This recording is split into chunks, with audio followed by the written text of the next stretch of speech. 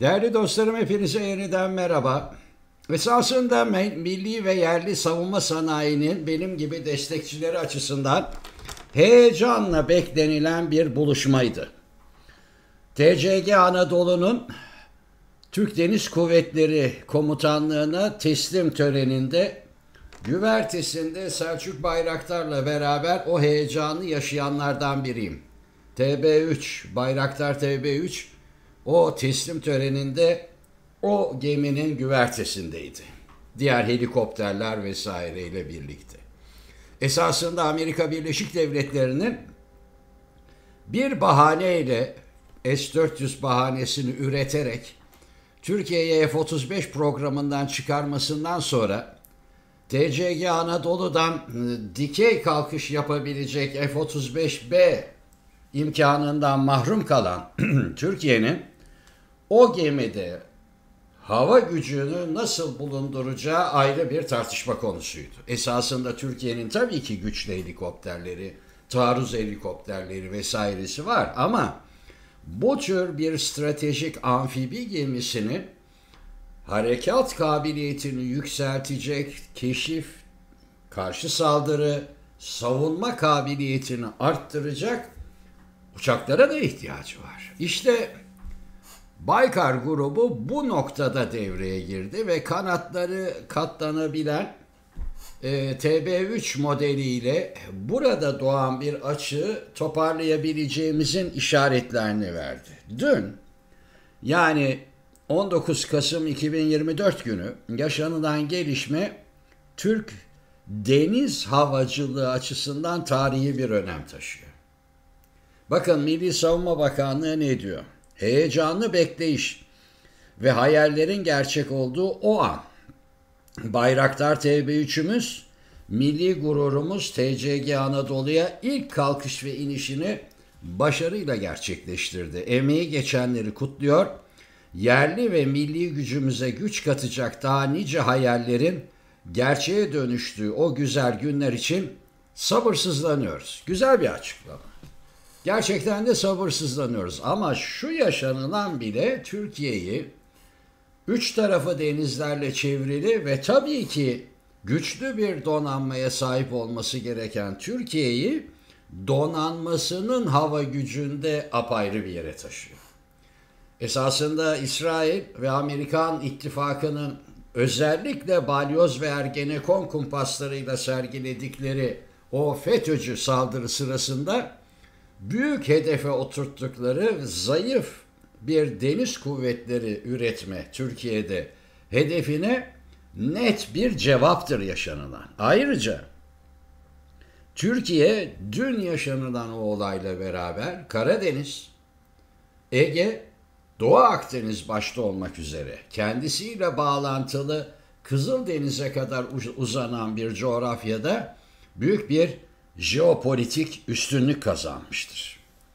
Nitekim Selçuk Bayraktar da yaptığı açıklamada Sevda Kuş'un kanadında TCG Anadolu'ya ilk iniş kalkış görüntüsünü verirken de herhalde benzer duyguları yaşıyordu.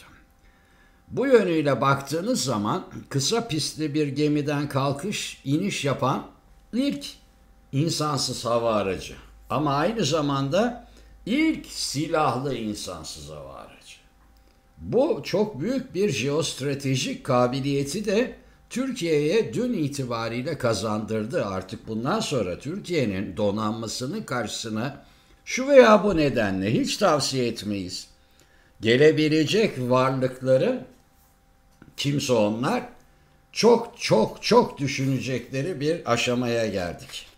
Rampa testlerini başarıyla tamamlamış. Bayraktar TB3 prototip 1 ve prototip 2 kısa süre önce Edirne Keşan'daki Baykar Uçuş Eğitim ve Test Merkezi'nden havalanmış. Dalaman Hava Meydan Komutanlığı'na intikal etmiş. Buradaki çalışmalarda Bayraktar prototip 1 TCG Anadolu'ya yaklaşma testlerini başarıyla geçmiş. Açık denizde gemi üzerindeki testlerini tamamlayan prototip 2 dün, yani 19 Kasım'da TCG Anadolu'nun 12 derece eğimli rampasından başarıyla havalandı. Ege Akdeniz buluşma noktasında 46 dakika test uçuşu gerçekleştirdi. Ardından havalandığı kısa pistte hiçbir destek unsuru kullanmadan otonom bir biçimde büyük bir başarıyla indi. Görüntüleri herhalde benim değerli dostlarım bu laflarımın üzerine koyacaklardır. Koymayabilirler de bilemiyorum yani ama gerçekten önemli, zaten siz de izlemişsinizdir bu işin meraklıları olarak. Yani öyle bir milli ve yerli çözüm ki yani inen ve kalkan o uçak, yani daha doğrusu SİHA TUSAŞ ürünü PD-170 motor kullanıyor. Yani motoruna kadar bizim. Yüksek irtifa performans testini 36.310 feet'te geçmiş. Toplam test uçuş saati bugüne kadar testlerde 700 saat.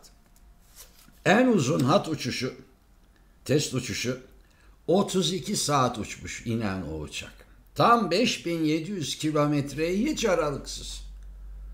5700 kilometreyi hiç aralıksız uçuşla gerçekleştirmiş. Ve görüş hattı ötesi haberleşme kabiliyetine sahip. Ne demek bu? Yani kayboluyor gidiyor uydular üzerinden, biz onu yakalıyoruz ve devam ediyoruz onunla haberleşmeye. Görüntü aktarıyor, emir alıyor, yön değiştiriyor, her şeyi yapıyor. Bu nedenle taşıdığı mühimmatla deniz aşırı harekatlara çok rahat bir şekilde katılabilen bir araç.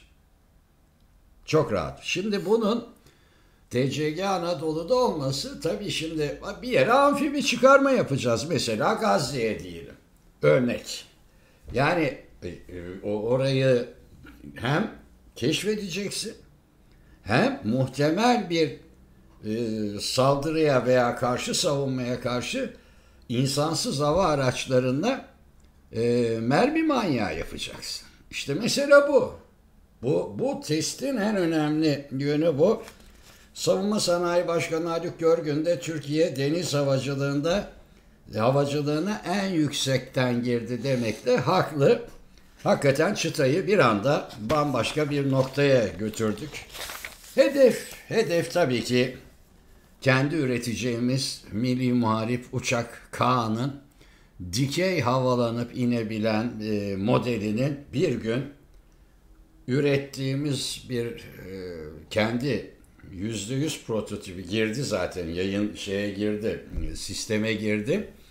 Üreteceğimiz yeni uçak gemisine indiğini görmektir. Zaman alır her şeyin ama hayırlısı olur. Hoşça kalın.